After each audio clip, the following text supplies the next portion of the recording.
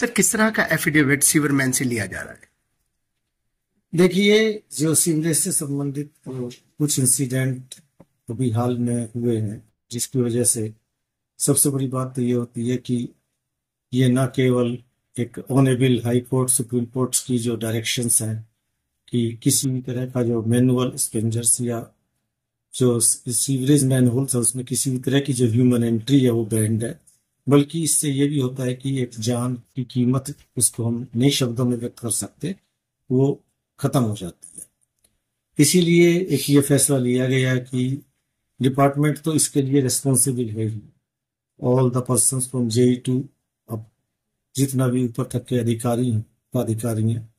अब हम sewer man से भी हम इस तरह का एक शपथ पत्र ले रहे हैं कि भाई उनको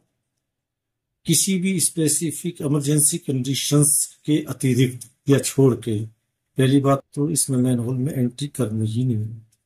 और अगर कोई इस तरह की इमरजेंसी सिचुएशन हो जाती है तो एंट्री करनी पड़ती है, तो उसमें वो फुल अपने जो प्रोटेक्टिव इक्विपमेंट्स हैं, जो पर्सनल प्रोटेक्टिव इक्विपमेंट्स होते हैं पीपीई, वो जिसमें कई तरह के इंस्ट्रूमेंट्स हैं आपके, जैसे ऑक्सीजन बैग है, हेलमेट है, और ग्लास है, ग्लोव्स हैं, और इस तरह की जो जितने हैं बेल्ट्स हैं, तो ये सारी चीजें मस्ट बी मैनेज्ड। और सबसे बड़ी बात यह है कि वो होनी चाहिए, कम से कम एटलीस्ट जूनियर इंजीनियर और सब डिविजनल इंजीनियर वहां पर प्रेजेंट होनी चाहिए। और हम लोगों के पास अब फर्स्ट एड से लेके और एम्बुलेंस तक का ईच एंड एवरी फैसिलिटी हमारे पास उस समय तैयार होनी चाहिए किसी भी इस तरह की अनअवॉइडेबल सिचुएशंस को रोकने के लिए। तो कर्मचारियों का आरोप रहता है कि अधिकारी जानबूझकर दबाव बनाकर उन्हें कहते हैं कि आप सीवर में जाइए नीचे। देखिए, जो ये बात है वैसे तो इसमें मैं नहीं समझता कि चूंकि किसी भी जो honourable high court supreme court और गवर्नमेंट की डायरेक्शंस हैं उसमें ये स्पष्ट है कि कोई भी इस तरह की जो मैनुअल एंट्री नहीं होनी चाहिए और आप मैकेनिकल सिस्टम से ही क्लीन कराएं। और लेकिन इसीलिए जो एक ये आरोप लगाते हैं कि वो सेल्फ अवेयर भी रहे, कम से कम जो सीवर मैन किसी इमरजेंसी सिचुएशन में कंडीशंस में जाना पड़ रहा है, वो सेल्फ अवेयर भी रहे कि ये उन्हीं की सुरक्षा के लिए है। जो पर्सनल ये प्रोटेक्टिव इक्विपमेंट्स हैं ये उन्हीं की सुरक्षा के लिए है, इसीलिए ये कदम उठाया गया है। क्योंकि एक अगर हमने कोई चीज का एफिडेविट या शपथ पत्र दे दिया तो ये हमारी ड्यूटी भी बनती है कि हम उस चीज को फिर फॉलो अप करें, उसके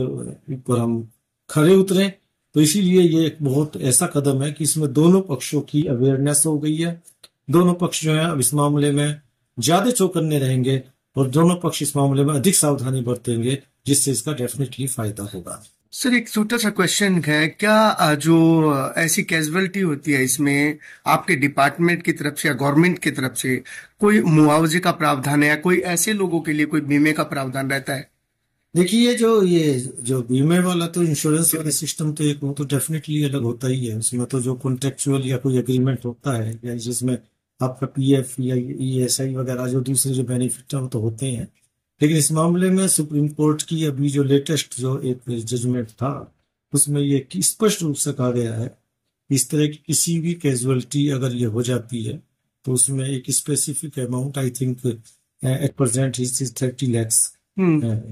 तो इतनी जो एक अमाउंट जो है वो तुरंत कंपनसेशन उसको देना पड़ेगा, जो चाहे वो डिपार्टमेंट या जो कंसर्न एजेंसी या कोई भी है। लेकिन जिस आदमी को ये हर्ट हुआ है, जो आदमी या जो व्यक्ति, उसको ये देना होगा। Thank you sir.